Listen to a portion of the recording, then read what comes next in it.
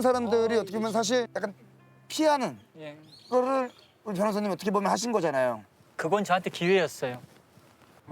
저는 좀 절박함이 있었어요. 왜냐면은 알려지고 싶고 또 알려져서 성공하고 싶고 성공하면은 다른 돈 되는 사건들도 많이 맡을 수도 있고. 그래서 이제 이 사건에 성과를 내는 게 저한테는 절실했었습니다. 그래서 예. 또 이게 성과를 내야 또 그다음에 또 이게 입소문이 나면서 예, 이제 그렇죠. 그래서 이제 아주 저는 현실적인 이유를 갖고 사건에 접근했던 거고. 근데 이제 사람이 이제 그런 현실적인 어떤 개인의 욕심을 갖고 사건을 맡게 됐다 하더라도 또 이제 사건을 진행하는 과정에서 사람이 조금씩 바뀝니다.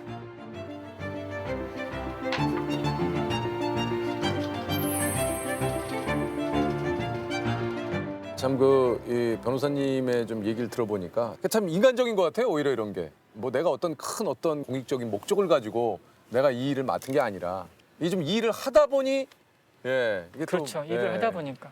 그렇게 사건이 이제 해결되고 나서 이제 돈 되는 사건이 주로 들어올 줄 알았는데 예상 밖으로 이제 막 이렇게 억울한 사람들 사건이 또 들어오고 또 이제 이미지 관리가 필요할 때가 되고 그래서 그러다 보니까 이런 비슷한 사건을 계속 안 할 수가 없는 상황이 돼버린 거예요. 그러니까 어떻게 보면 우연히 시작했던 일이나 네. 그 일로 인해서 내 가는 길이 좀 정해지게 되는. 그러니까 매번 재심만 하시는 건 아니지 않습니까? 또 다른 사건도 좀 수임을 좀 맡으시는 거죠? 이런 사건들이 돈 받고 하는 건 아닙니다. 그리고 이제 주로 그러면 어떻게 먹고 사냐라고 제가 그걸 여쭤보려고. 도대체 아주 변호사님은 이렇게 예. 굵직굵직한 사건들 우리가 아는 야 이런 것들을 하시는데 어떻게 이게 예. 그래서 이제 그게 이제 굉장히 현실적인 문제죠. 그래서 저 같은 경우 애가 셋이나 되고 그리고 아직도 지금 집이 없어요. 그래가지고 저기 먹고 사는 문제가 굉장히 중요한데 강연이 있습니다. 강연으로 먹고 사는데 코로나 때 굉장히 제가 힘들었습니다.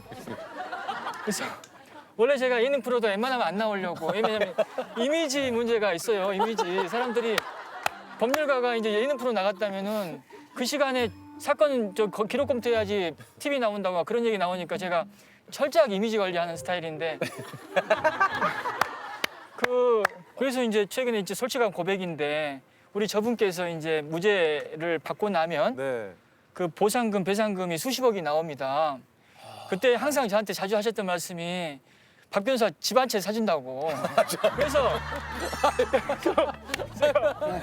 그때마다 제가 그래도 집을 받아버리면 이거 어떤 일이 벌어지겠냐. 세상 사람들이 다 어려운 일 돈 안 받고 한다고 하는데 이상하다. 이거 안 된다. 네. 강연이 많이 들어오니까 상관없다 했는데 코로나 때 제가 힘들면서 그 집 한 채 사준다는 얘기가 계속 그냥 뭐 이렇게 도와주시는 게 고마우니까 뭐라도 해드리고 싶은 마음에.